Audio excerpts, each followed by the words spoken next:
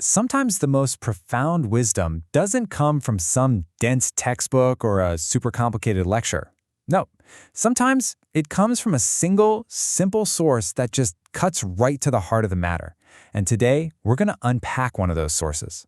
A simple warning that, believe it or not, holds a powerful guide to financial caution. Let's see what it has to teach us. And here it is. Seriously, this one little card is our entire source material for today. There are no footnotes, no fine print, no complex jargon to sift through. In a world that's just drowning in financial advice, the real strength here is its simplicity. It's not asking you to understand the stock market, it's just asking you to pay a little more attention to your own actions. So the first thing that just jumps out at you is this one single, powerful word, caution. It's a universal sign, right? It tells us to pause, to maybe look both ways, to just think before we act. And when we're talking about our money, well, it's the perfect starting point. It really sets the tone for everything else we're about to unpack. All right, let's get into the first lesson here. The first piece of advice on the card, and it's all about decisions. The thousands of choices, big and small, that we all make every single day. This simple idea, it's really the foundation of financial awareness. Use caution when making financial decisions. Okay, that sounds obvious, right? But let's be honest, how often do we actually do that?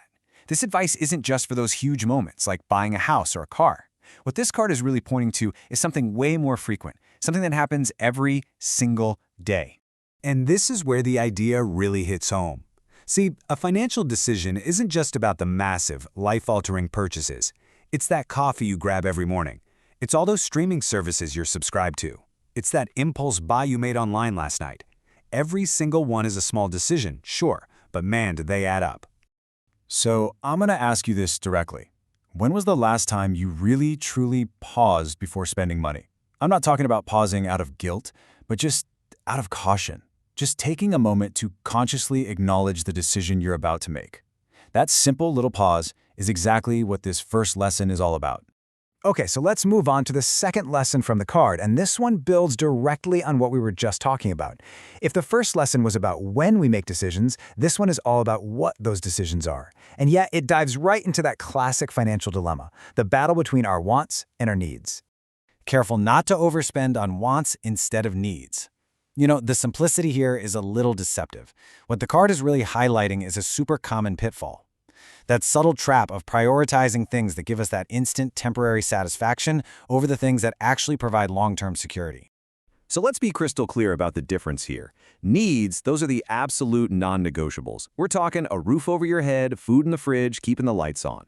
Wants, on the other hand, are the upgrades, right? The extras that make life more enjoyable. And look, neither one is inherently bad, but the card's warning is all about making sure you got the right balance and the right priorities. And this leads to a really crucial question, one that's perfect for a little self-reflection. Do you ever catch yourself, disguising a want as a need? Saying things like, oh, I need a vacation, or I absolutely need this new gadget for work. Just being able to recognize that distinction, that is a huge step towards real financial clarity. All right, and that brings us to the third and final lesson from this card.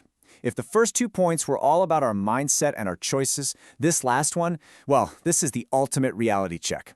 It's about the simple, cold, hard, undeniable math of our money. The card puts it so bluntly. More going out than coming in. There's no jargon there, is there? This isn't about profit and loss statements or anything complicated. It's just a simple observation of flow. Are you spending more than you earn? That is the most direct warning sign of financial trouble there is.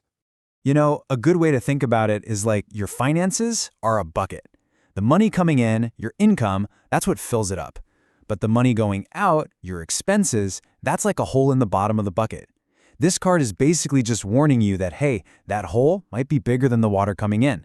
And if that keeps happening, well, the bucket is going to end up empty. It's really that simple, and honestly, that's serious. So the real challenge this poses to all of us is one of pure awareness.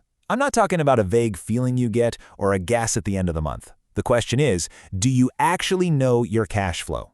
And look, this isn't about judgment at all. It's just about knowledge, because you can't fix a problem if you don't even know you have it. So what do we do with these 3 simple warnings? How do we pull all of this together into one single actionable idea? Okay, let's get to the final takeaway here. When you really put it all together, this card gives us what I like to call the 3 pillars of financial caution. Step 1, just pause before you decide to spend. Step 2, be really honest with yourself about what's a want versus what's a need. And step 3, always know your numbers. Know your cash flow. And what do these 3 pillars build? Well, they build something we call financial awareness. And it's not about being cheap. It's not about depriving yourself of everything fun. It's simply the practice of knowing. Just knowing where your money comes from and then consciously deciding where it goes. That is the real power this simple little card gives us. And so, we're going to end with this question. Look, this isn't about you going out and creating some complex 10-year plan right now. It's about taking the wisdom from this simple card and applying it today, immediately. So what is one small, cautious financial decision you can make today? Maybe it's just skipping that one impulse buy. Or maybe it's reviewing a subscription you forgot you had. Or maybe it's just taking 5 minutes to actually look at your bank account. That one small act of awareness, that's where the real change begins.